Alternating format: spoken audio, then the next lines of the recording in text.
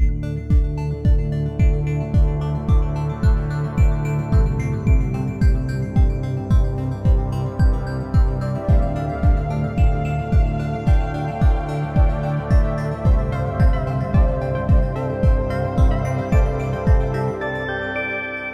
Kolkata, your daily dose of happiness.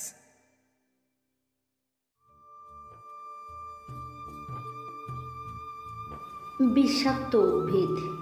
এই বিষাক্ত উদ্ভিদ খেলে প্রাণীদেহে বিভিন্ন ধরনের বিষক্রিয়া হতে পারে, যা প্রাণীর স্বাস্থ্য এবং জীবনকে ঝুঁকির মধ্যে ফেলে। বিষক্রিয়ার লক্ষণগুলি উদ্ভিদের বিষাক্ততার উপর নির্ভর করে, তবে সাধারণভাবে বমি, ডায়রিয়া, দুর্বলতা, কম্পন, শ্বাসকষ্ট, খিঁচুনি এবং অঙ্গ প্রত্যঙ্গ অবশ হয়ে যাওয়ার মতো উপসর্গ দেখা যেতে পারে। গুরুতর ক্ষেত্রে এটি কোমা বা মৃত্যুর কারণ হতে পারে। তাই আপনি এগুলো বুঝতে পারলে শীঘ্রই পশু চিকিৎসকের পরামর্শ নিন। পশু চিকিৎসকের পরামর্শ অনুযায়ী প্রাণীকে বমি করানোর জন্য ওষুধ দেয়া হতে পারে। শরীরে বিষের প্রভাব কমাতে ফ্লুইড থেরাপি, অ্যান্টিডোট বা অন্যান্য চিকিৎসা দেওয়া হতে পারে। প্রাণীর শ্বাস প্রশ্বাস স্বাভাবিক রাখতে অক্সিজেন থেরাপি দেওয়া হতে পারে। পশু চিকিৎসকের পরামর্শ অনুযায়ী প্রাণীকে পর্যবেক্ষণে রাখুন এবং প্রয়োজনীয় চিকিৎসা দিন। আপনার এখানে করণীয়, বাড়ির আশেপাশে বা চারণভূমিতে বিষাক্ত উদ্ভিদ থাকলে তা অপসারণ করুন। প্রাণীদের এমন জায়গায় প্রবেশ করতে দেবেন না যেখানে বিষাক্ত উদ্ভিদ রয়েছে। প্রাণীদের জন্য নতুন খাবার বা উদ্ভিদ দেওয়ার আগে তা বিষাক্ত কিনা তা নিশ্চিত করুন।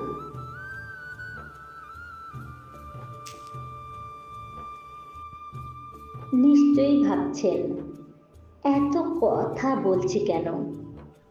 হ্যাঁ, আমাদের রেডিও কলকাতার চাষবাস অনুষ্ঠানের আজকের আলোচিত বিষয় হলো বিষাক্ত উদ্ভিদ খেয়ে প্রাণীদেহে বিষক্রিয়া ও প্রতিকারের উপায়।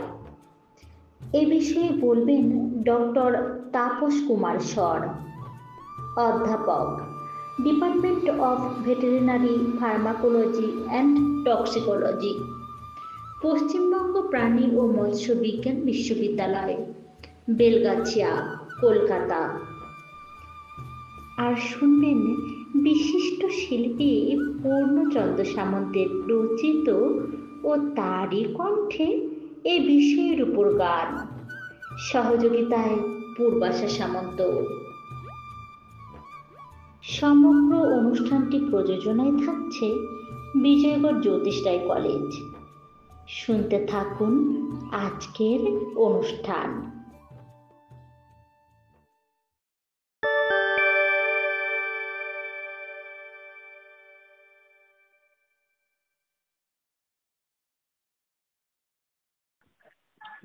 রেডিও কলকাতার সকল শ্রোতা বন্ধুকে অনেক অনেক শুভেচ্ছা ও ভালোবাসা জানিয়ে শুরু করছি আজকের অনুষ্ঠান। শ্রোতা বন্ধুরা, আজ আমাদের অনুষ্ঠানের আলোচনার বিষয় বিষাক্ত উদ্ভিদ খেয়ে প্রাণীদেহে বিষক্রিয়া ও প্রতিকারের উপায়। এ বিষয়ে আলোচনা করার জন্য আমাদের সাথে বিশেষজ্ঞ হিসেবে রয়েছেন ডক্টর তাপস কুমার সর, অধ্যাপক, department of veterinary pharmacology and toxicology, Paschimbanga প্রাণী ও মৎস্য বিজ্ঞান বিশ্ববিদ্যালয়, বেলগাছিয়া, কলকাতা। নমস্কার ডক্টর সর। নমস্কার। নমস্কার।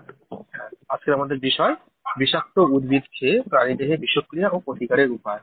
মানে বিষয়টা খুব শুনতে যেন একটু অন্যরকম মনে হলেও এটা কিন্তু আমাদের সঙ্গে ঘটে, তাই তো? মানে গবাদি পশুরা মাঝে মধ্যে বিষাক্ত উদ্ভিদ খেয়ে ফেলছে, মানে কি কি উদ্ভিদ খেয়ে ফেলতে পারে যদি বলেন।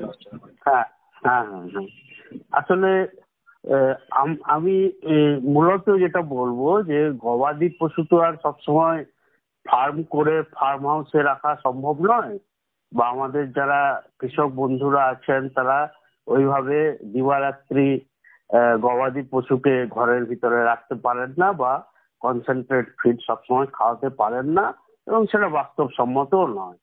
তাহলে কি গবাদি পশুকে চড়তে যেতে হবে, চড়ে চড়ে সে খাবে এবং সেভাবেই তার নিউট্রিশন পুষ্টিটা হবে। সঙ্গে কিছু কনসেন্ট্রেটেড ফিড দেওয়া যেতে পারে, সেটা আলাদা ব্যাপার। কিন্তু গবাদি পশু যখন মাঠে চড়তে যাচ্ছে এবং যে সমস্ত গাছপালা তারা খাচ্ছে, তার মধ্যে সব গাছপালাই যে একদম বিষাক্ত নয় এবং তাদের শরীরের জন্য খুবই স্বাস্থ্যকর এমনটা নয়।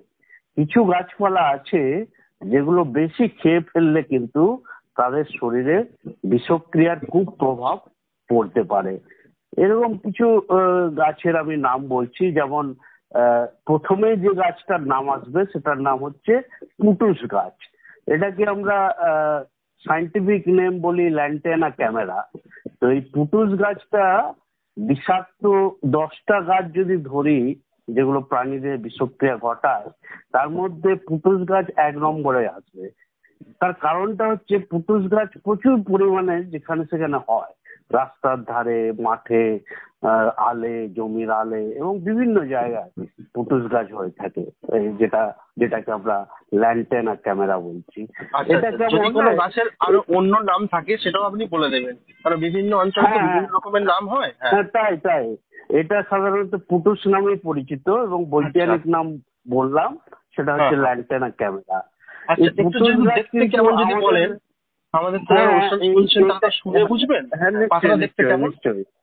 হ্যাঁ, এটাই কেমন, এই গাছটা কিন্তু আমাদের একদম দেশীয় গাছ নয়। এটা যখন আমেরিকা থেকে আমাদের গম আসতো, সেই গমের সঙ্গে বীজটা চলে এসেছিল।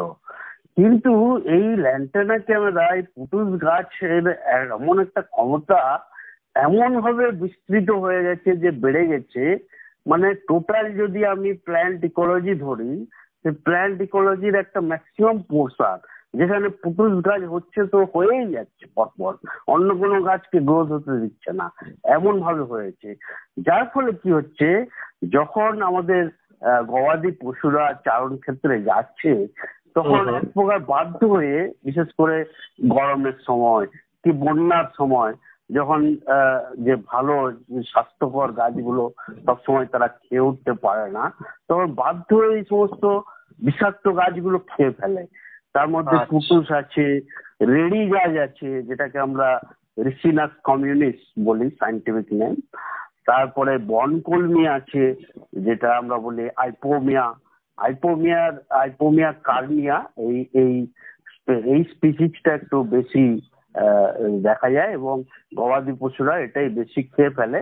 বিশেষ করে ছাগল বনকলমি পাতা বা বনকলমি গাছটা একটু বেশি খায়।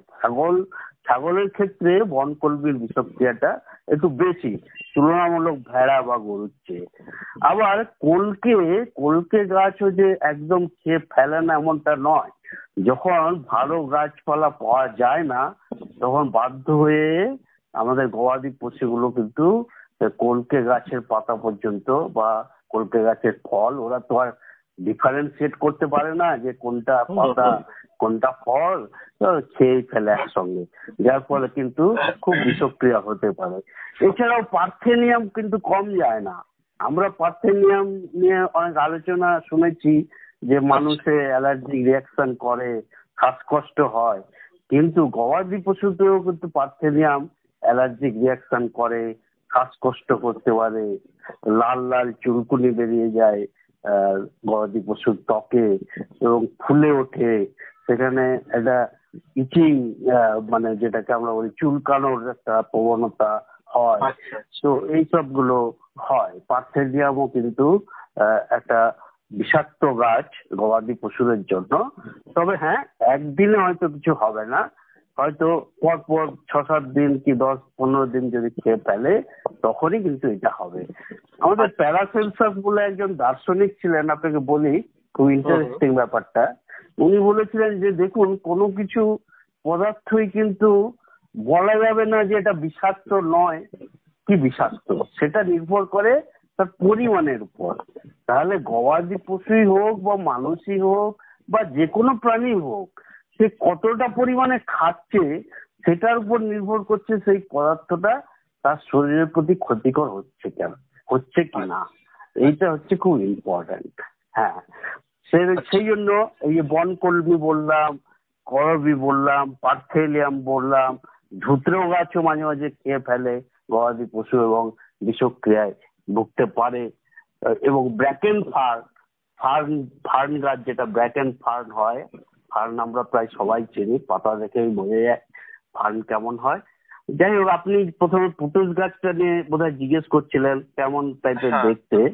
পুটুস গাছে একটা বিশেষ বৈশিষ্ট্য হচ্ছে এর ফুলগুলো বিভিন্ন রঙের হয়। একটা থোকায় বিভিন্ন রঙের ফুল, লাল, হলুদ, গোলাপি, বিভিন্ন রকমের কালারের ফুল একটা থোকায়, যার জন্য গাছটা কিন্তু দেখতে ভালো লাগে, সুন্দর লাগে, ফুলগুলো বেশ দেখতে আকর্ষণীয়, কিন্তু গাছটা বিষাক্ত। এবং এই পুটুস গাছের পাতা কিন্তু একটুখানি যদি ত্বকে একটু ঘষা লাগে, একটা কিন্তু ইরিটেশন হয়, একটা চুলকুনি ভাব হয়। যদি প্রথমে পুটুস গাছের বিষক্রিয়া নিয়ে আমাদের কৃষক বন্ধুরা জানতে চান, তাহলে আমি পুটুস গাছ নিয়ে বলতে পারি। তার আগে একটু আসবো যে এই যে বিষাক্ত উদ্ভিদ যে খেয়ে ফেলার যে প্রবণতা, এটা ঠিক কখন বেশি হতে পারে? হ্যাঁ, এটা খুব ইম্পর্টেন্ট কোশ্চেন। যে দেখুন, গবাদি পশু হলেও ওদের মধ্যে কিন্তু একটা ইনস্টিংক্ট ডেভেলপ করে। ওরা খেতে খেতে একসময় বুঝে যায় যে এই গাছটা তাদের শরীরের জন্য ভালো নয়, তার জন্য তারা কিন্তু অ্যাভয়েড করার চেষ্টা একটা করে। কিন্তু যেগুলো বাছুর, মানে গরুর বাছুর, যেগুলো কম বয়সী, হ্যাঁ, গরুর বাচ্চা, মহিষের বাচ্চা, কি ছাগল, যেগুলো ছোট ছাগল, তো তারা তো তাদের মধ্যে সেই ইনস্টিংক্টটা ডেভেলপ করে না, কারণ তারা তখন চিনতে শেখেনি যে এই গাছটাকে আমার শরীরের ক্ষতি হতে পারে। যার ফলে কি হয়, এই বাছুর বা কম বয়সী এইসব মহিষের বাচ্চা বলুন, বাছুর বলুন, ছাগলের বাচ্চা বলুন, কি ভেড়ার বাচ্চাই বলুন, এরা একটু বেশি বিষাক্ত উদ্ভিদ প্রথম খেয়ে ফেলে এবং বিষক্রিয়ায় ভুগতে পারে। আর সবসময় যে এটা খায় এমন নয়, বললাম যেটা গরমের সময় যখন অন্য গাছপালা সংখ্যা কমে যায়, শুকিয়ে যায় অনেক গাছ, বা বন্যার সময় যখন অনেক গাছ জলে ডুবে যায়, তখন বাধ্য হয়ে গবাদি পশু এই সব বিষাক্ত উদ্ভিদ খেতে এক প্রকার বাধ্য হয়। আচ্ছা আচ্ছা। আর এই যে বিষাক্ত উদ্ভিদগুলির কথা আপনি বললেন, তো কোনটার বিষক্রিয়া সব থেকে বেশি দেখা যায়, কোন গাছটি? হ্যাঁ, বিষক্রিয়া যদি বলি যে সব থেকে বেশি, তাহলে সেটা বলতে হয় কিন্তু কলকে বা করবি গাছ। কারণ কলকে বা করবি গাছে হচ্ছে পাতা, ফল এবং ইভেন যে আমরা কলকে ফুলের মধু ছোটবেলায় খেতাম যে মিষ্টি বলে, ইভেন তাতে পর্যন্ত কার্ডিয়াক গ্লাইকোসাইডস বলে বিষাক্ত পদার্থগুলো আছে। এবং বেশি পরিমাণে যদি করবি গাছের পাতা, ফুল ইত্যাদি খেয়ে ফেলে, ফল হলে তো কথাই নেই, এর মধ্যে প্রচন্ড পরিমাণে কার্ডিয়াক গ্লাইকোসাইডস আছে, যেমন ওলিয়েন্ড্রিন আছে, আরো বিভিন্ন রকম বিষাক্ত কার্ডিয়াক গ্লাইকোসাইডস। তো সেগুলো খেলে কি হয়, প্রথম 1-2 ঘন্টা যদিও পেটের প্রবলেমটা বেশি হয়, একটু পাতলা পায়খানা হয়, পেটের যন্ত্রণা হয়, সেটা তাদের ভঙ্গিমায় সেটা প্রকাশ পায়, কিন্তু পরে কিন্তু ক্ষতিটা হয় হার্টের মাসেলকে পুরো ড্যামেজ করে দেয় এবং শেষ পর্যন্ত হার্টে অ্যারিথমিয়া হয়ে যায়। মানে হার্টের যে একটা নর্মাল রিদম, সেইটা মেনটেন হয় না এই করবি গাছ পাতা বা ফল বা ফুল যদি বেশি পরিমাণে গবাদি পশুরা খেয়ে ফেলে, তাহলে কিন্তু একদম শেষে কিন্তু কার্ডিয়াক অ্যারিথমিয়া থেকে হার্ট ফেলিওর হয়ে তারপরে কিন্তু গবাদি পশু মারাও যেতে পারে। আচ্ছা আচ্ছা। তো এখন তাহলে আসবো যে পুটুস গাছের কথা। হ্যাঁ হ্যাঁ, এবং এটা কিন্তু করবি গাছে কিন্তু ছাগলের বিষক্রিয়াটা তুলনামূলক কম হয়, গরু বাছুরের বিষক্রিয়াটা বেশি হয়। তার কারণ একটা হচ্ছে হাইট, ছাগল ওই হাইটে জেনারেলি যেতে পারে না, যে করবি গাছ মোটামুটি কিন্তু একটা ভালো হাইটেরই হয়, ছোট ছোট করবি গাছ সংখ্যায় কম তুলনামূলক, যার ফলে ছাগলটা অ্যাক্সেস পায় না ছাগলগুলো। কিন্তু গরু বাছুর অ্যাক্সেস পায় একটু বেশি, এবং গরু বাছুর একটু বেশি খেয়ে ফেলে করবি গাছের পাতা, ফুল, ফল ইত্যাদি গুলো আর কি। আর প্রথমটা হয় কি পেটের গন্ডগোল, পাতলা পায়খানা, পেটের যন্ত্রণা, এইসব ক্ষুধামান্দ এগুলো হয়, মানে খিদেটা কমে যায়, পাতলা পায়খানা হয়। এগুলো মোটামুটি 1 থেকে 4-5 ঘন্টা এরকমই লক্ষণ দেখা যায়। কিন্তু পরের দিকে যে লক্ষণটা সেটা খুবই মারাত্মক, সেটা পুরোপুরি কিন্তু হার্টের উপরে প্রভাব ফেলে। কারণ করবি গাছের পাতা, ফুল, ফল সব অংশতেই কিন্তু বিষাক্ত কার্ডিয়াক গ্লাইকোসাইড খুব বেশি মাত্রায় আছে, যার ফলে ডাইরেক্ট কিন্তু হার্টে প্রভাব ফেলে, হার্টে বিষক্রিয়া করে, এবং কার্ডিয়াক অ্যারিথমিয়া হয়ে, ওই যে বললাম, হার্টের নর্মাল রিদমটা হয় না, হার্টের মাসলটাকে নষ্ট করে দেয়, এবং হার্ট ফেলিওর হয়ে কিন্তু মারা যায়। শেষ পর্যন্ত মারাও যেতে পারে যদি বেশি পরিমাণে খেয়ে ফেলে। আচ্ছা, এবারে কি পুটুস গাছের সম্পর্কে বলবেন যে কি কি প্রভাব পড়তে পারে? হ্যাঁ, পুটুস গাছ সম্পর্কে বলতেই হবে, কারণ পুটুস গাছের সংখ্যা হচ্ছে সব থেকে বেশি। কারণ বললাম পুটুস গাছ যেখানে হয় একদম ঝোপ তৈরি করে ফেলে, পুটুস গাছ পরপর হয়ে চলেছে, যার ফলে পুটুস গাছ খেতে বাধ্য হয় গবাদি পশুগুলো। পুটুস গাছের 2 রকমের ক্ষতিকর প্রভাব আছে। পুটুস গাছের পাতা, যেটা বললাম যে ত্বকে লাগলে চুলকুনির মতো অ্যালার্জিক রিয়াকশনও একটু হতে পারে, এই পুটুস গাছের পাতায় হেপাটোটক্সিন আছে, মানে যেটা হচ্ছে লিভারের জন্য ক্ষতিকর। সেগুলো হচ্ছে ল্যান্টাডিন A and B, এই দুটো বেশি আছে পুটুস গাছের পাতায়। তার মধ্যে ল্যান্টাডিন A হচ্ছে আমরা বলি মেজর হেপাটোটক্সিন, মানে এটা সব থেকে বেশি লিভারের ক্ষতি করে। কি ক্ষতি করে? এরা কি করে যে আমাদের যে পিত্ত নালী আছে লিভারে, সে পিত্ত নালীটাকে বন্ধ করে দেয়, যার ফলে বিলিরুবিনটা যেতে পারে না, বিলিরুবিনটা জমে যায়। আর বিলিরুবিন জমে গেলেই কিন্তু জন্ডিসের মতো একটা কন্ডিশন হয়। কন্ডিশন কেন? শেষ পর্যন্ত গবাদি পশুরা কিন্তু জন্ডিসে ভোগে। কিন্তু বাছুরের ক্ষেত্রে দেখা গেছে ফটোসেন্সিটাইজেশনটা একটু বেশি হয়। ফটোসেন্সিটাইজেশন মানে কি? মানে যখন রোদে যায় গবাদি পশু, বাছুর, গরু বাছুর, মহিষ বা মহিষের বাচ্চারা যখন রোদে যায়, এগুলো ফটো ডাইনামিক সাবস্টেন্স, যার ফলে কি হয়, ওই আলোর, সূর্যের আলোয় একটা রিয়াকশন হয়, দিয়ে ওই অ্যালার্জিক একটা সেন্সিটিভিটি কিন্তু ত্বকে হয়। এটাকে বলে ফটোসেন্সিটাইজেশন। এটা বাছুরের ক্ষেত্রে একটু বেশি দেখা গেছে, যত না বড় গবাদি পশুর ক্ষেত্রে। গবাদি পশুর ক্ষেত্রে বেশি কিন্তু জন্ডিস কন্ডিশনটা হয়, কারণ বিলিরুবিনটা জমে যায়। বিলিরুবিন জমলে সেটা বোঝাও যায়, কারণ মিউকাস মেমব্রেন গুলো হলুদ হয়, চোখটা হলুদ হলুদ দেখায়। তারপরে ওদের মাজেল, যেটা যে গরুর সামনে, মুখের সামনে যে কালো অংশর দিকটা মাজেল, ওইখানে কিন্তু ফাটা ফাটা দাগ হয়। কানের আগা এবং গোড়ায় ফাটা ফাটা দাগ হয়।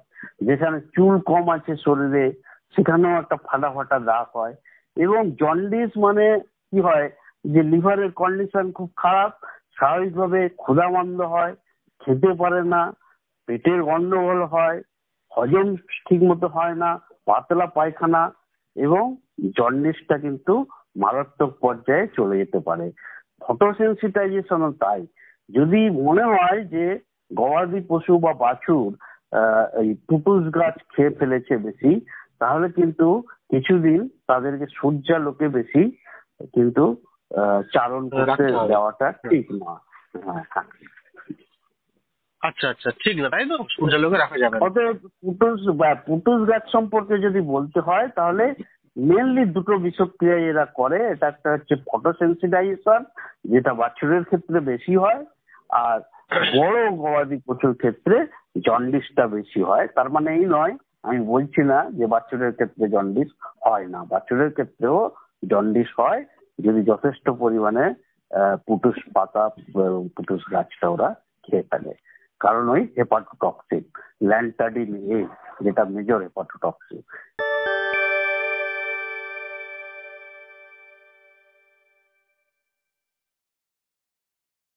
এখন শুনবেন বিশিষ্ট শিল্পী পূর্ণচন্দ্র সামন্তের রচিত ও তারই কণ্ঠে এই বিষয়ের উপর গান, সহযোগিতায় পূর্বাশা সামন্ত।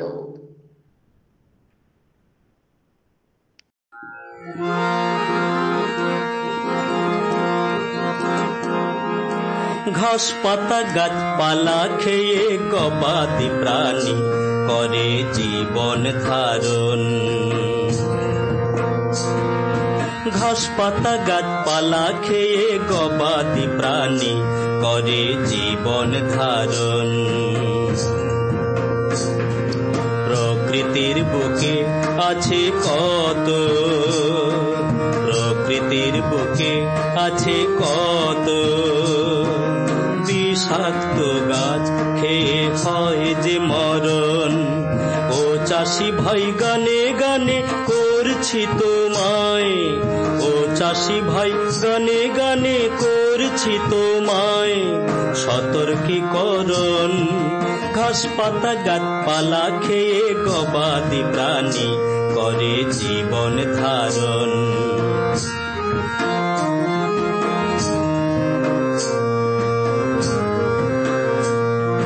পুটুস গাছ বিষাক্ত অতি,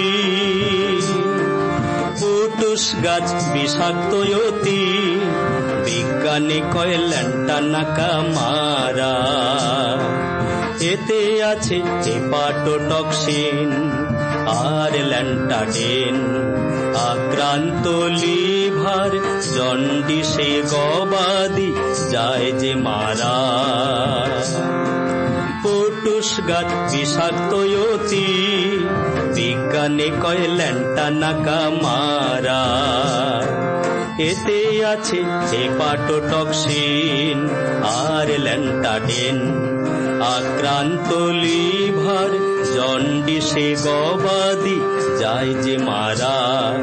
করবিতে কার্ডিয়াক গ্লাইকোসাইড, করবিতে কার্ডিয়াক গ্লাইকোসাইড।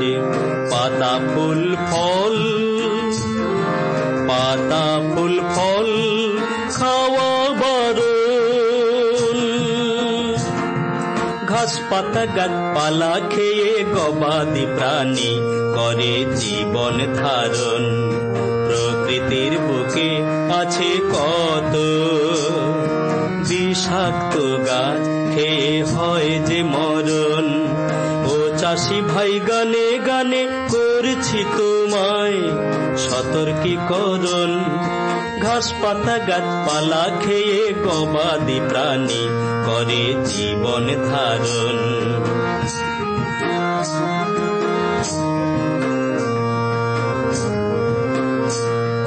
ধতুরা গাছ বিষাক্ত, তার ফল বিষাক্ত অতি। গরু ছাগল আকৃষ্ট বনকলমির প্রতি। এদের থেকে দূরত্বে রেখো গবাদি যখন করবে বিচরণ। ধতুরা গাছ বিষাক্ত, তার ফল বিষাক্ত অতি। গরু ছাগল আকৃষ্ট বনকলমির প্রতি। এদের থেকে দূরত্বে রেখো গবাদি যখন করবে বিচরণ। যত্র তত্র পার্থেনিয়াম, এতে আছে পার্থেনিন। খেলে ত্বকে অ্যালার্জি, লিভার নষ্ট। খেলে ত্বকে অ্যালার্জি, লিভার নষ্ট। আছে রেড়িতে রিসিন, রেড়ির ফল আর ব্রেকেন ফার্ন। রেড়ির ফল আর ব্রেকেন ফার্ন গবাদির খাওয়া বারণ। রেড়ির ফল আর ব্রেকেন ফার্ন গবাদির খাওয়া বারণ। সুচিকিৎসায় হয় না সুফল বিষাক্ত গাছ খেলে। সুচিকিৎসায় হয় না সুফল বিষাক্ত গাছ খেলে।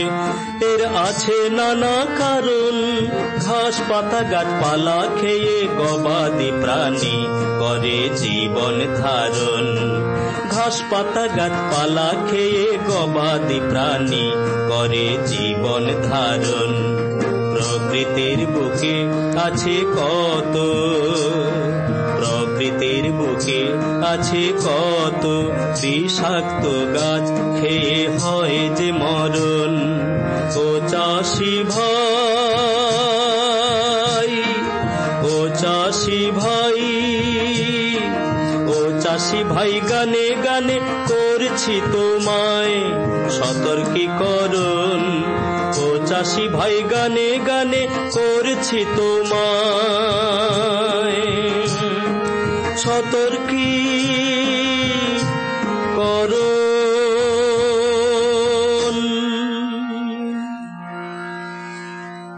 এতক্ষণ শুনলেন বিশিষ্ট শিল্পী পূর্ণচন্দ্র সামন্তের রচিত ও তারই কণ্ঠে এ বিষয়ের উপর গান, সহযোগিতায় পূর্বাশা সামন্ত।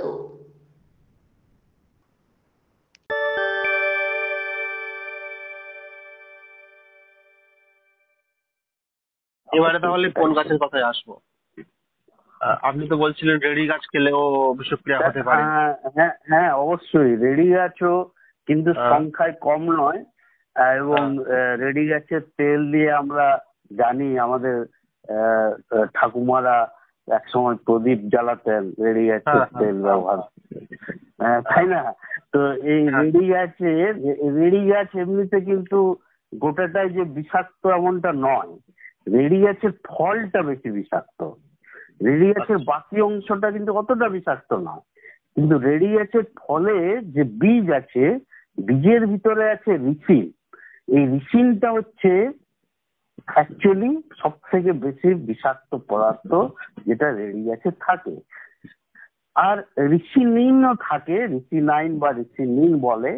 এটা রিসিনের মতো বিষাক্ত নয় ঠিকই, কিন্তু এই রিসিনাইন কিন্তু নার্ভাস সিমটম গুলো করতে পারে।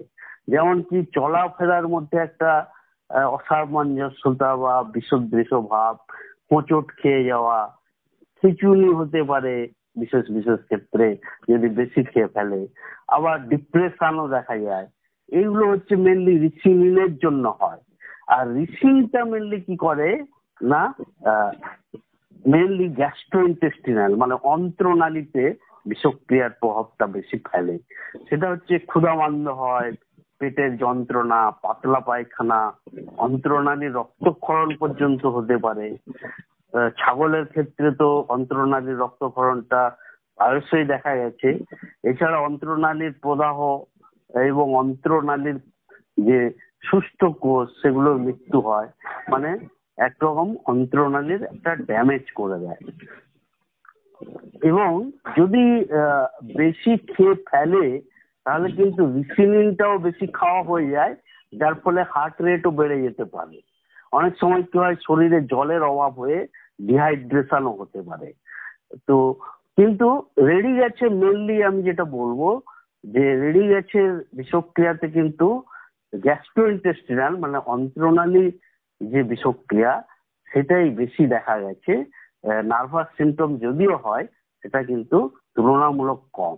কিন্তু একটা দারুণ ব্যাপার, এই রেডি গাছের বীজকে যদি 65°C উপরে ফুটিয়ে নেওয়া যায়, এত ভালো একটা প্রোটিনের সোর্স বোধহয় খুব কম হয়। মনে হয় সোয়াবিনের চেয়েও ভালো প্রোটিনের সোর্স। কিন্তু ওই 65°C তাপমাত্রার উপরে ওটাকে ফোটাতে হবে যাতে রিসিনটা কিন্তু ভেঙে যায়। কারণ ওই রিসিনটাই হচ্ছে মেন বিষাক্ত পদার্থ যেটা অন্ত্রনালীর এই সমস্ত বিষক্রিয়াগুলো করছে এবং কুপ্রভাবগুলো ফেলছে, যেগুলো আমি বললাম যে ক্ষুধামান্দ, পেটের যন্ত্রণা, পাতলা পায়খানা এবং প্রদাহ, অন্ত্রনালী কোষের মৃত্যু, এইসবগুলো আর কি।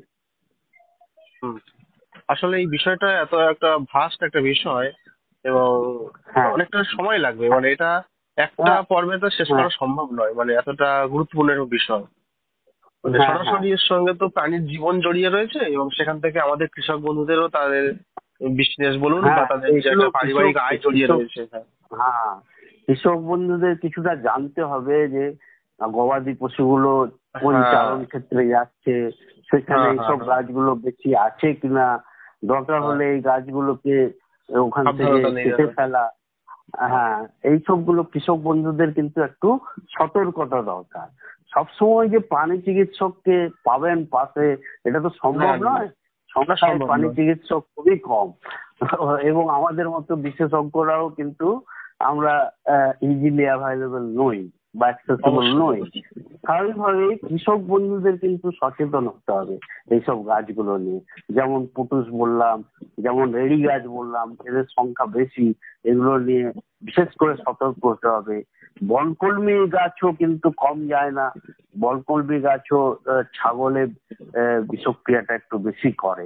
আমি কি বনকলমির হ্যাঁ বিষক্রিয়া একটু নিয়ে বলে একটু দিন। বলবো? অবশ্যই অবশ্যই। হ্যাঁ, বনকলমির এটা হচ্ছে অনেক রকমের স্পিসিস হয়। তার মধ্যে এই যে বললাম যে আইপোমিয়া কার্নিয়া, এই স্পিসিসটা একটু বেশি দেখা যায় এবং বিশেষ করে ছাগল বনকলমি গাছটা বেশি খেয়ে ফেলে, বিশেষ করে পাতা অংশটা। কারণ ওই নিচের দিকে যে ওর কাণ্ডটা তো বেশ শক্ত, ওটা অতটা খেতে পারে না, পাতাটাই বেশি খেয়ে ফেলে।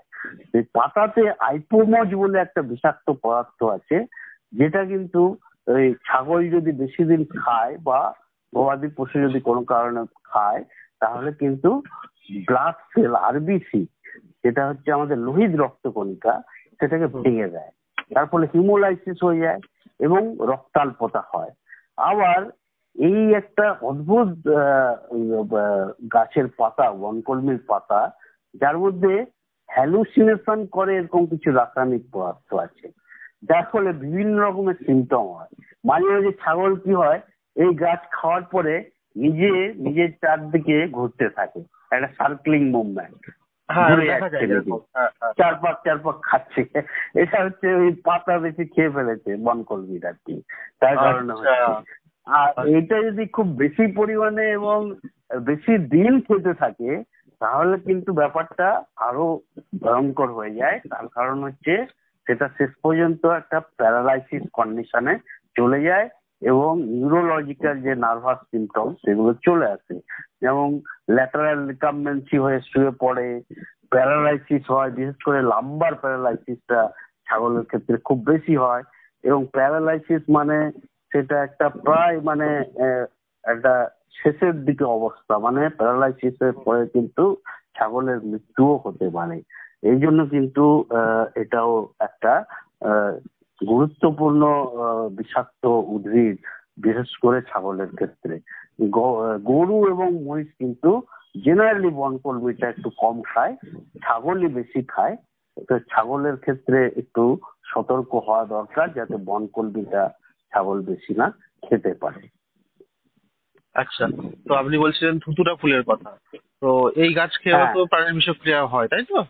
তো হ্যাঁ, কেমন হ্যাঁ, কি লক্ষণ ধুতরা আছে? খেয়েও হ্যাঁ অবশ্যই অবশ্যই বিষক্রিয়া হয়।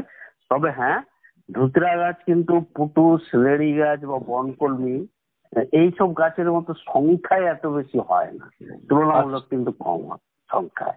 হ্যাঁ, রাস্তার ধারে মাঝে মাঝে দেখা যায়, কিন্তু ওরকম পরপর ঝোপের মতো হয়ে গেছে পুটুস গাছের মতো বা রেড়ি গাছের মতো, এটা কিন্তু হয় না। ধুতরা তুলনামূলক কম হয় ধুতরা গাছ। এই ধুতরা গাছের হচ্ছে ফলটা সব থেকে বেশি বিষাক্ত, কিন্তু অন্য অংশ বিষাক্ত, কারণ এর মধ্যে হচ্ছে কতগুলো বিষাক্ত পদার্থ, রাসায়নিক পদার্থ আছে, যেমন হচ্ছে হায়োসিন, হায়োসায়ামাইন, অ্যাট্রোপিন। এইগুলো হচ্ছে বিষাক্ত পদার্থ, যেগুলো ধুতরো গাছের বিভিন্ন অংশে আছে, কিন্তু ফলে সব থেকে বেশি আছে। মানে এত বেশি আছে যে ধুতরা ফল যদি মানুষও খেয়ে ফেলে, তাহলে কিন্তু তার একটা অন্ধত্বের মতো অবস্থা আসবে, সে কিন্তু ভালো দেখতে পাবে না, তার অ্যাকোমোডেট করার ক্ষমতা কমে যাবে, চোখকে ভালো করে কোনো জিনিসকে দেখতে পাবে না, চোখের মণিটা বিস্ফারিত হয়ে যাবে। ঠিক গবাদি পশু ছাগলের ক্ষেত্রেও কিন্তু এই লক্ষণগুলো হয়। ড্রাইনেস অফ মাউথ, মুখটা শুকিয়ে যায়, টেস্টটা বেড়ে যায়, মিউকাস মেমব্রেন গুলো শরীরে শুকিয়ে যায়, ডিহাইড্রেশন হয়ে যায়। তার কারণ হচ্ছে এই যে বিষাক্ত পদার্থগুলো বললাম না, যে এই যে হ্যাঁ হায়োসিন, থায়োসায়ামিন, অ্যাট্রোপিন, এগুলো হচ্ছে বলি আমরা প্যারাসিম্প্যাথোলাইটিক, মানে এটা একটা নিউরোলজিক্যাল টার্মে বললাম। যার ফলে এই নিউরোলজিক্যাল সিমটম গুলো হওয়ার জন্য কিন্তু এই মুখ শুকিয়ে যাচ্ছে, শরীরের মিউকাস মেমব্রেন গুলো শুকিয়ে যাচ্ছে, তেষ্টা বেড়ে যাচ্ছে, চোখের মনিটা বিস্ফারিত হয়ে যাচ্ছে, ভালোভাবে দেখতে পাচ্ছে না, প্রায় ব্লাইন্ডলেস হওয়ার মতো একটা অবস্থা, এটা ক্ষণিকের জন্য একটা অন্ধত্ব হওয়ার মতো পরিস্থিতি চলে আসে, এবং চোখের মাসল গুলো পর্যন্ত ভালোভাবে কাজ করতে পারে না, যেটাকে আমরা বলি সাইক্লোপ্লেজিয়া। মানে চোখের যে অ্যাকোমোডেশন করে কোনো বস্তুকে দেখার জন্য সেই মাসল গুলো প্যারালাইজড হয়ে যায়, এটাকে বলে সাইক্লোপ্লেজিয়া। তো এইগুলো হচ্ছে মেন বিষক্রিয়ার লক্ষণ। যদি ধুতরা গাছের পাতা, ফুল বা অন্যান্য অংশ খেয়ে ফেলে, এবং ফলে সব থেকে কিন্তু বেশি বিষাক্ত পদার্থ আছে, ফল খেয়ে ফেললে আরো বেশি বিষক্রিয়া হবে, এটাই হচ্ছে স্বাভাবিক। এছাড়াও কিন্তু হ্যাঁ, কিছুটা হার্ট রেটও বেড়ে যেতে পারে, তারপরে প্রাণীগুলোর একটু চঞ্চলতা বেড়ে যায়, শ্বাসের গতি বেড়ে যায়, শরীরের তাপমাত্রা হালকা একটু কমতেও পারে, তবে সেটা তেমন কিছু মানে বিশেষ একটা লক্ষণ হিসেবে ধরা যায় না। তবে হাঁটার মধ্যে একটা অসামঞ্জস্য ব্যাপার চলে আসে, হাঁটতে অসুবিধা হয়, আর দেখতে তো অসুবিধা হয়ই, যেটা প্রথমেই বললাম, এবং একটা শ্বাসকষ্টের মতো হতে পারে। সেক্ষেত্রে কিন্তু দরকার হলে সেরকম ক্ষেত্রে অক্সিজেনও দিতে হতে পারে প্রাণীদের ক্ষেত্রে, যদি সেরকম কন্ডিশন শ্বাসকষ্ট হয় আর কি।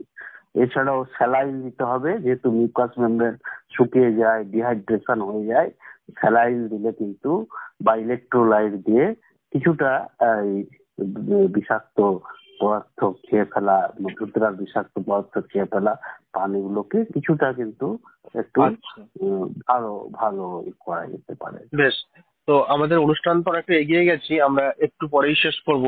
তার মধ্যে যতটুকু সময় রয়েছে যদি একটু আতা গাছ থেকেও তো বিষক্রিয়া হয়, বা যে ব্রেকেন ফার্মের কথা আপনি বলছিলেন, যদি একটু বলেন সংক্ষিপ্তভাবে। আমার মনে হয় একটু ব্রেকেন ফার্ম নিয়ে একটু বলাটা অবশ্যই বেশি দরকার, কারণ ব্রেকেন ফার্ন হচ্ছে এমন আরেকটা গাছ যেটার মধ্যে থায়ামিনেজ বলে একটা এনজাইম আছে, থায়ামিনেজ, যেটা হচ্ছে আমাদের থায়ামিন বলে একটা ভিটামিন শরীরে থাকে, যেটা আমরা খাবারের মধ্যে জেনারেলি পেয়ে থাকি, সেটাকে ভেঙে দেয়, যার ফলে কিন্তু থায়ামিন ডেফিসিয়েন্সি হয়ে যায়। আর একটা বিষাক্ত পদার্থ আছে ব্রেকেন ফার্নে, সেটা হচ্ছে ট্যাকুইলোসাইড।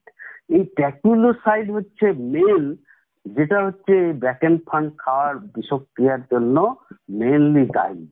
এবং তার জন্য কি হয়, এর জন্য হচ্ছে হিমাচুরিয়া হয়ে যায়, রক্তাল্পতা তো হয়ই, তার সঙ্গে অস্থিমজ্জা দুর্বল হয়ে যায়।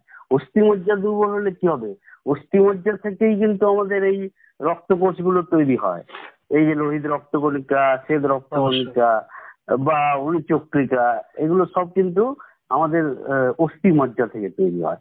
তো অস্থিমজ্জাকে যদি দুর্বল করে দেয়, অস্থিমজ্জাকে যদি সাপ্রেস করে দেয়, তাহলে স্বাভাবিকভাবে রক্তকোষের সংখ্যা কমতে থাকবে, রক্তাল্পতা হবে। এবং রক্তাল্পতা শুধু নয়, শ্বেতকণিকার তো ইমিউনিটিতেও একটা ভালো ভূমিকা আছে। তাহলে কি শরীরের যে ইমিউনিটি, অনাক্রমতা, সেটাও কমে যাবে, যার ফলে তার অন্য রোগ হওয়ার সম্ভাবনা বেড়ে যাবে, এমনকি ব্যাকটেরিয়াল ডিজিজ ফিজিজ বেশি হয়ে যেতে পারে যদি ব্রেকেন ফার্ন খায়। তবে হ্যাঁ, এটাও আবার ঠিক যে ব্রেকেন ফার্ন একদিন দুদিন খেয়ে গেলেই যে বিষাক্ত এই যে ব্রেকেন ফার্ন বিষক্রিয়া করে ফেলবে এমনটা নয়। এটা মোটামুটি সপ্তাহখানেক 10-15 দিন খেলে তবেই কিন্তু ব্রেকেন ফার্নের বিষক্রিয়াটা হতে দেখা গেছে। গরমকালে শেষের দিকে সাধারণত কিন্তু এই বিষক্রিয়াটা একটু বেশি হয়ে থাকে, ব্রেকেন ফার্ন খাওয়ার প্রবণতাটা একটু বেড়ে যায় গবাদি পশু, এমনকি ছাগল বলুন, বাছুর বলুন, বা আমাদের গরু মহিষ বলুন, গরমকালে শেষের দিকে দেখা গেছে ব্রেকেন ফার্ন খাওয়ার প্রবণতাটা একটু বেশি। এর ঠিক বৈজ্ঞানিক ভিত্তিটা কিন্তু ঠিক জানা নেই। আচ্ছা, আরেকটা বিশেষ ব্যাপার হলো যে ব্র্যাকেন ফার্ন বিষক্রিয়ায় কিন্তু শরীরের তাপমাত্রাটাও বেড়ে যায়। এটা প্রায় 106 থেকে 110 ডিগ্রি ফারেনহাইট গবাদি পশুতে দেখা গেছে তাপমাত্রা বেড়ে গেছে। এর ফলে কি হয়, দুর্বলতা, শ্বাস নিঃশ্বাস নিতে কষ্ট হয়, বিশেষ করে বাছুরের ক্ষেত্রে এটা বেশি হয়। ক্ষুধামান্দ তো হয়ই, এছাড়া বললাম রক্তকোষ কমে যাওয়ার জন্য রক্তাল্পতা, শরীরের ইমিউনিটি কমে যাওয়া এবং চলাফেরার মধ্যে অসামঞ্জস্য ভাব, এসবগুলো হয়ে থাকে। আচ্ছা আচ্ছা। তাই ব্র্যাকেন ফার্নকে আমাদের দেখতে হবে, যেখানে বেশি ব্র্যাকেন ফার্ন আছে সেগুলো কেটে পরিষ্কার করে দেওয়া হচ্ছে ভালো।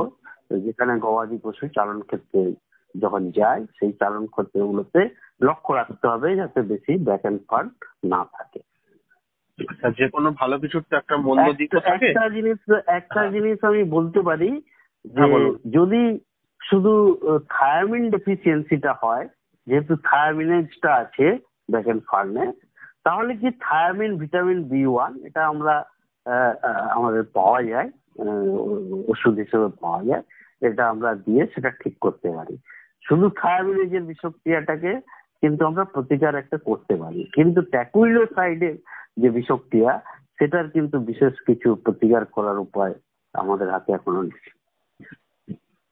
আচ্ছা, আসেনি। তাহলে একটা কথা আমরা আসি, যে কোনো ভালো জিনিসের একটা মন্দ দিকও থাকে। একটা জিনিস বলে যায় কৃষক, একটা জিনিস বলি কৃষক বন্ধুদের জন্য, যে এই যে থায়ামিন কমে যাচ্ছে, থায়ামিন ডেফিসিয়েন্সি হচ্ছে এবং রক্তাল্পতাও হচ্ছে, আমি বললাম যেহেতু অস্থিমজ্জার উপর একটা ক্ষতিকর প্রভাব আছে, যার জন্য মিউকাস মেমব্রেনটাও দেখতে ফিকে লাগে। এটা দেখে কিন্তু কৃষক বন্ধুরা বুঝতে পারবেন যে তার গবাদি পশুটি ব্র্যাকেন ফার্ন খাচ্ছে কিনা। তিনি হয়তো যদি লক্ষণ নজর রাখছেন তাহলে এটাকে উনি কিন্তু একটু ঠিক করতে পারেন ব্যাপারটাকে, যে হ্যাঁ ব্র্যাকেন ফার্ন চারণ ক্ষেত্রে হয়তো আছে, উনি গিয়ে দেখে ওখানে পরিষ্কার করে দিতে পারেন চারণ ক্ষেত্র থেকে ব্র্যাকেন ফার্ন। এবার ধরুন কোনো অসাধু মানুষ তারা ইচ্ছা করে প্রাণীকে খাইয়ে দিল, সেক্ষেত্রে তো শরীরে বিষক্রিয়া ঘটতে পারে। এটা একটা এটা যে হয় না এমনটা নয়, আমি নামগুলো বলবো না, এই কারণেই নামটা বলবো না, কারণ বললে যারা অসাধু মানুষ আছে তারা আরো বেশি বেশি ব্যবহার করবে। কিন্তু হ্যাঁ, একটা ক্ষেত্রে আমি বলতে পারি যে একটা ক্ষেত্রে কি করে ছুঁচ দিয়ে ওটাকে প্রাণীর ত্বকের নিচে ঢুকিয়ে দেয়, সেক্ষেত্রে ওই জায়গাটা ফুলে ওঠে, বা ওই জায়গাটা না ফুললেও ওই জায়গায় যে লিম্ফ গ্ল্যান্ড গুলো আছে সেগুলো ফুলে যায়। সেটা থেকে একটা বোঝা যেতে পারে যে তার গবাদি পশুর সঙ্গে কিন্তু কিছু অসাধু মানুষ চামড়ার জন্য হোক কি ব্যবসার জন্য হোক এই যে এরকম একটা খারাপ কাজ করেছে। এটাকে আমরা সুই পয়জনিং বলি, আমি এর বেশি বলবো না, কি দিয়ে করে বা কিভাবে করে এর বেশি আমি বলবো না, কিন্তু সুচ বা কাঁটা দিয়ে ত্বকের নিচে ঢোকায় জিনিসটাকে, বিষাক্ত পদার্থটাকে, সেই জন্য এটাকে সুই পয়জনিং বলে। এইটুকু আমি একটা বলে রাখবো। হ্যাঁ, আরেকটা জিনিস বলা দরকার, সেটা হচ্ছে বিশেষ করে মানুষের ক্ষেত্রে এটা প্রায়শই মানে প্রায় 4-5 বার ঘটে গেছে, সেটা হচ্ছে এপিডেমিক ড্রপসি। মুশকিল হচ্ছে এমন একটি গাছ আছে যার বীজের তেল সর্ষের তেলের সঙ্গে মিশিয়ে দিয়েছিল কিছু অসাধু ব্যবসায়ী, যেটাকে ভারতে এবং অন্যান্য দেশেও এপিডেমিক ড্রপসি হয়েছিল, মানে যেটা পেটে জল জমে যায় এবং সেটা গ্লুকোমা হয়ে যায় চোখে, এবং আরো আরো বিষক্রিয়ার খুব প্রভাব পড়ে এবং স্বাস্থ্য হানি হয়, শরীরের ক্ষতি হয়, গবাদি পশুতেও হতে পারে, ইভেন কুকুর বিড়ালেও এটা দিয়ে বিষক্রিয়া করানো যেতে পারে। অসাধু মানুষেরা যে কোনো প্রাণীর ক্ষেত্রে এটাকে কিন্তু ব্যবহার করতে পারে। একটা বীজের তেল, আমি বীজের নামও বলছি না, গাছটার নামও কিন্তু বলবো না।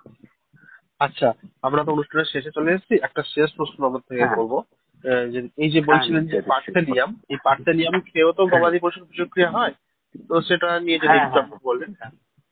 হ্যাঁ, পার্থেনিয়ামের বিষক্রিয়াটা যেহেতু মানুষের বিষক্রিয়ার সঙ্গে মোটামুটি একটা মিল আছে, তাহলে আচ্ছা। কৃষক বন্ধুরা সহজেই বুঝতে পারবেন যে পার্থেনিয়াম যখন খাচ্ছে, পার্থেনিয়াম তখন শরীরে স্পর্শ হচ্ছে, স্বাভাবিকভাবে কিন্তু ত্বকে অ্যালার্জিক রিয়াকশন হবে, লাল লাল চুলকুনি বেরিয়ে যাবে, এবং সেখানে একটা মানে ইরিথেমা, যেটা লাল ফোলা ভাব হবে। এছাড়াও কিন্তু লিভারের ক্ষতি হয়। পার্থেনিয়ামের মধ্যে পার্থেনিন আছে, এটা একটা সেসকুইটার পাই রাসায়নিক বিষাক্ত পদার্থ আচ্ছা, পার্থেনিন। আমরা যেটা দেখেছি যে বিছুটি আছে না, বিছুটি, এটা কি সেটাই? হ্যাঁ হ্যাঁ, না না না, পার্থেনিয়াম আর বিছুটি এক নয়, পার্থেনিয়াম আচ্ছা। টোটালি আলাদা। আচ্ছা। হ্যাঁ, পার্থেনিয়ামের পাতাগুলো না কিছুটা ওই আমাদের হাতের 5টা আঙুল যেমন আমরা যদি দেখাই, অনেকে এই জন্য কংগ্রেস গ্যাস বলে এটাকে। আচ্ছা। কমন নেম হচ্ছে কংগ্রেস গ্যাস। কেন না, ওই যে হাতের 5টা আঙুল ছড়িয়ে রাখলে যেমন দেখতে লাগে, পাতাটা কিছুটা সেরকম দেখতে লাগে। আচ্ছা, যার বিছুটি জন্য কি অনেকে বিষাক্ত উদ্ভিদের কংগ্রেস মধ্যে গ্যাস পড়ে? বলে। হ্যাঁ, বিছুটি অবশ্যই বিষাক্ত উদ্ভিদের মধ্যে পড়ে, কিন্তু বিছুটি জেনারেলি গবাদি পশুরা অ্যাভয়েড করে। এটা পড়ে, তাই তো? হ্যাঁ, এরা একটু খায় না। কিন্তু একটা খায় না, ইন্টারেস্টিং ব্যাপার হচ্ছে, দেখবেন কখনো কখনো গরুর দুধ তেতো হয়। হ্যাঁ হ্যাঁ। আমরা ভাবি যে কেন গরুর দুধ হঠাৎ তেতো হলো আজকে, সব দিন নয় কিন্তু এক আধ দিন তেতো লাগে। তার কারণ হচ্ছে যখনই এই যে পার্থেনিয়াম খাচ্ছে, পার্থেনিনটা কিন্তু গরুর দুধ দিয়ে নিঃসরিত হয়, এবং পার্থেনিনের স্বাদ কিন্তু তেতো, যার জন্য গরুর দুধটা কিন্তু তেতো লাগে। এটা একটা কারণ যে গরুর দুধ যে মাঝে মাঝে তেতো লাগে, তার মানে একটা সম্ভাবনা আছে যে গরু হচ্ছে পার্থেনিয়াম খেয়েছে।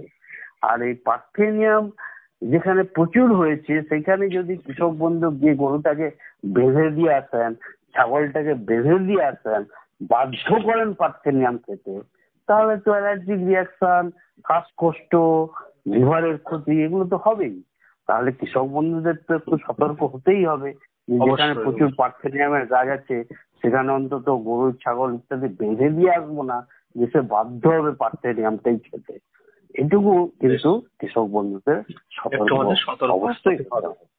হ্যাঁ। হ্যাঁ, তো আজকের আলোচনা থেকে আমরা অনেকটা সমৃদ্ধ হলাম। আজকের বিষয় ছিল বিষাক্ত উদ্ভিদ নিয়ে প্রাণী নিয়ে বিষক্রিয়া ও প্রতিকারের হ্যাঁ, উপায়। আসলে আরো বিষাক্ত উদ্ভিদ আছে, কিন্তু মোটামুটি যেগুলো বেশি বিষক্রিয়া হয়, যেগুলো গবাদি পশু খেয়ে ফেলে মাঝে মাঝে, বিশেষ করে যেটা বললাম গরমের সময়, গ্রীষ্মকালে এবং বর্ষার সময় যখন বন্যা পরিস্থিতি প্রায় তৈরি হয়, সেই সব ক্ষেত্রেই কিন্তু এই বিষাক্ত উদ্ভিদের বিষক্রিয়া বেশি গবাদি পশুতে হয়ে থাকে। আচ্ছা আচ্ছা। তো আপনাকে অসংখ্য ধন্যবাদ আমাদের সাথে এতক্ষণ মূল্যবান সময় দিলেন। নমস্কার, ধন্যবাদ। শ্রোতা বন্ধুরা, আজকে আমাদের সাথে ছিলেন পশ্চিমবঙ্গ প্রাণী ও মৎস্য বিজ্ঞান বিশ্ববিদ্যালয়, বেলগাছিয়া, কলকাতায় অবস্থিত, এখানকার অধ্যাপক, department of veterinary pharmacology and toxicology বিভাগের বিশেষজ্ঞ ডক্টর তাপস কুমার সর। আপনাকে অসংখ্য ধন্যবাদ। নমস্কার। হ্যাঁ, নমস্কার নমস্কার নমস্কার। রেডিও কলকাতার সকল শ্রোতা বন্ধুকে অনেক অনেক শুভেচ্ছা ও ভালোবাসা জানিয়ে শেষ করছি আজকের অনুষ্ঠান।